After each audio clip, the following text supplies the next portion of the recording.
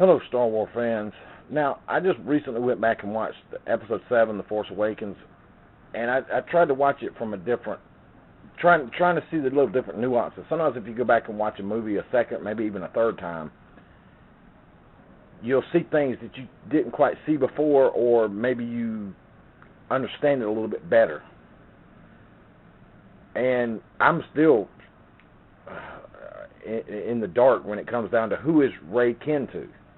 Is she just one of Luke's former students? Is that how come she's so good, but she's basically been like mind wiped or something? Is she kin to Luke? Is she kin to Obi-Wan? Maybe, hell, she might even be one of Qui-Gon's descendants, but that seems like it's all convenient. Number one, we haven't seen Mara Jade, because there has to be a mother. If that's Luke's daughter, then where's Mara Jade? Or where's this woman that Luke impregnated that's the mother of Rey? Where's this person? Seems kind of convenient that they just throw somebody on us. But then if it's Obi-Wan or Qui-Gon's daughter, or I mean not daughter but granddaughter or something like that, then that's convenient too, because we've never known about Obi-Wan having any kind of relationship. Maybe he did after he got to Tatooine and he had a couple more adventures, but that doesn't seem to fit the mold of what Obi-Wan's job was supposed to be. He was supposed to be there to keep an eye on Luke, not to go gallivanting the galaxy. So it seems like if they do an Obi-Wan movie, and I have heard they're going to do one, and Ewan McGregor's kind of signed on to do it, then if they show him, it's set in between 3 and 4, or not, 3 and 4, then and he's gallivanting the galaxy after he dropped Luke off. I don't know. I just, maybe it'll work, maybe not, but I don't know. And then if it's Qui-Gon, and it's like his granddaughter, great-granddaughter kind of thing, then that doesn't make a whole lot of sense either. It seems like it's convenience. And I hope they don't go that route. I hope it's more established with Luke, or maybe she's just a former student of Luke's that had mind wiped. Maybe Luke dropped her off on Jakku and this sort of thing. I don't know. But I hope it's not she's kin to Obi-Wan or Qui-Gon, because it doesn't need to be that way in my book. I like Obi-Wan, I like Qui-Gon, but I don't think they would have broken the rules so much. They broke them here and there, but I don't think they would have had a family like that without somebody knowing about it. And I think it would be written in as convenience, some kind of Deus Ex Machina kind of crap. But the one thing that I don't quite understand is the whole lightsaber sequence. When she goes to touch Luke's old lightsaber, you hear these screams, sound like something out of a horror movie, and then she gets close to touching the hilt, and she sees a vision of the hallway, or the corridor where, from Cloud City, where Vader and Luke had their little duel, and then she sees Luke on some lava-like planet, like looks like where Obi-Wan and Anakin had their final fight, and I don't know, and you also hear Obi-Wan's voice in it. I don't know what to make of all this. Then you see at the end, after Han dies, General Leia ignores Chewbacca. She goes straight over there to Rey, and they have this long embrace. And neither one of them have this weird look on their face, or at least Rey doesn't. She's not like, who is this woman, and why is she hugging me this long? What is this about? It's almost like General Leia knows who this girl is. I don't know. I don't quite understand that long embrace versus hearing Obi-Wan's voice in the lightsaber and everything. Now, some people have been reading in it might be Obi-Wan's thing, but when Anakin turned to the dark side, Qui-Gon, you heard Qui-Gon's voice. Qui-Gon and Anakin were not related, so I don't know. The Force, you can hear a lot of things. Even you heard somebody screaming, "No." Well, I don't know, and that was but not Vader doing it. This was when Anakin was killing all those sand people. And you heard some creature, some other Jedi or something saying, "No." Who's that one? Damn if I know. I have no idea. But I don't know. I'd like to know who this girl is. Of course, we'll find out maybe in 8 or 9. If they leave that out, that's just piss poor writing on their part. But hopefully they don't Deus Ex Machina the thing or throw something in as some kind of convenience. It is a legit reason why she is who she is, and she is related to whoever, you know. But I hope they don't just write it in. Yeah, Obi-Wan had a fling, you know, after the Jedi was destroyed and all that stuff. I think that's out of convenience. I do. But, yeah, I don't know. This is Disney's variation of Star Wars, and I don't know how I feel about it yet. Now I wanted to move into some things that some Star Wars fans seem to bicker about, or either just don't know. And I didn't know it for the longest time, but case in point, they were talking about Episode 7, and they said that they've never seen a Star Wars movie where so many lightsaber strikes where so many people were hit with lightsabers and they didn't die. I guess they didn't see Episode 2 because Count Dooku cut Obi-Wan on his arm and his thigh, and Obi-Wan dropped to the ground, but he didn't get his leg cut off or his arm cut off, and he wasn't dead. There is a way that you can cut somebody with those lightsabers without cutting their whole arm off.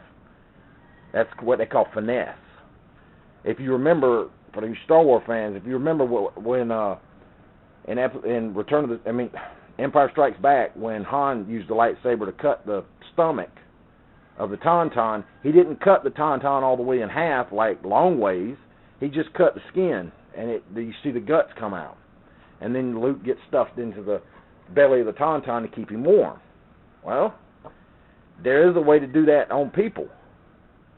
If you know what you're doing with a knife blade or a sword or anything like that, and if you're really skilled with that weapon, you could actually cut somebody with a full swinging motion, and it not really cut into them. It just cuts their skin. You've probably seen it in numerous ninja or samurai movies or any movie. I mean, hell, if you watched Episode 2, you saw that. What Dooku did to Obi-Wan. Took him out of the game. And, so, I mean, it can happen.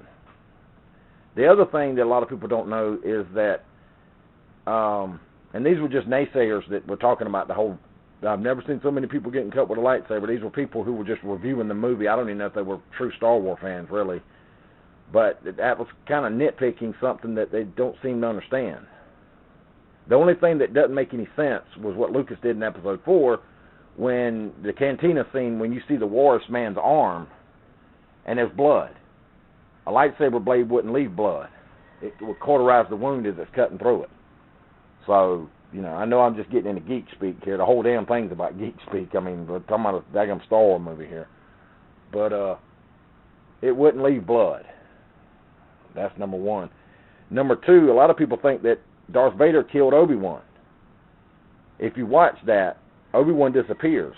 And if you watch also, Darth Vader goes up and kind of steps around on Obi-Wan's cloak, thinking that Obi-Wan's somehow tricking him. Because if a lightsaber had cut Obi-Wan, it would have cut him in half. It wouldn't have just made him disappear. Lightsabers don't make you disappear when they touch you. They cut parts of you off. If the blade goes across your whole arm or leg or whatever, they could cut your whole leg or arm off. Or they could just cut your skin. And, you know, whatever Obi-Wan knew, he knew how to give himself to the Force, and that's what he did. He gave himself to the Force. That's why he went into that trance. He held up his lightsaber. He had his eyes closed. He went into a trance. Bam. As soon as Darth Vader's blade was about to hit him, he just gave himself to the Force, completely disappeared. Yoda did the same thing in Return of the Jedi. So they knew something that other Jedi didn't. When Qui-Gon got stabbed, he didn't evaporate. When Darth Maul got cut in half by Obi-Wan, he didn't disappear as he was falling down that chasm. Nope. And any other Jedi, when they got shot up, they didn't evaporate either. They were just, their shell of their body was dead. Their spirit went to the Force or whatever, but their body didn't go there as well.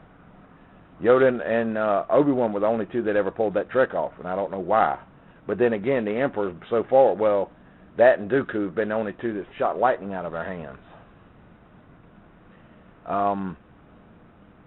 Then there's another thing, and that is a lot of people don't know that Luke and Darth Vader had an encounter before Empire Strikes Back. In between Episode 4 and Episode 5, Luke and Darth Vader dueled once before. If you remember when Luke he's planning on going to Cloud City to save Han and Princess Leia, Obi-Wan says, if you choose to go, I cannot interfere. And it makes you think that he's interfered before, but you don't get to see this. And it's not in any novel or anything, but in one of Lucas's little stories, or I don't know if it was Lucas that wrote it, but it was a little short story or something like that, that Luke was on some jungle or forest planet and Darth Vader ambushed him. Obi-Wan, who was already dead at this time, possessed Luke's body long enough for Luke to fend off Darth Vader using Obi-Wan's skill, or Obi-Wan was kind of guiding his body like Obi-Wan had possessed Luke, and managed to fight Darth Vader off, allowing Luke to escape. And then that's when the whole Dagobah thing, when Obi-Wan says, look, you need to go to Dagobah and you'll be trained by Yoda. So that's the reason why Obi-Wan said to Luke, if you choose to go, I cannot interfere. But a lot of people don't know this. It's just something that, I will say this too. Something else. There's, in Episode 4, I've seen a lot of people do these blooper videos. In Episode 4, there is a section where Darth Vader and Grand Moff Tarkin are in the little conference room where Vader says, I find your lack of faith disturbing. It's not that scene, it's somewhere after that. It's somewhere in between when he chokes that guy out. They didn't quite choke him out, but he's choking the guy. And when Vader leaves the room and he says, I must face him alone, talking about Obi-Wan. It's before that scene, I believe. But he's sitting there and he's talking to Grand Moff Tarkin. He's pointing his finger at Grand Moff Tarkin, but there's no friggin' dialogue. I can't tell you what the scene is, but it's in between where Vader chokes the guy out at the conference room, and when Vader goes in there and tells him that he is here, and he's talking about Obi-Wan. It's before that scene, I believe. And Vader's in there talking to Grand Moff Tarkin, and he's pointing his finger at him, and he's moving his head like he's saying something, but there is absolutely no dialogue. That is a blooper, in my opinion, and nobody has pointed that one out. So check it out. It's kind of funny to watch it because you're going, where's the dialogue? You're waiting for it, but there is none. And Vader should be saying something, but he's not. It's not quite as funny as when the stormtrooper about takes his head off coming through the door, but there is another blooper that no one else has pointed out. Anyway, this is my rant on Star Wars. It's going to be my final one until 8 and 9 come out. I don't know what I'll do any then either, but it is what it is. Anyway, peace out, Star Wars fans.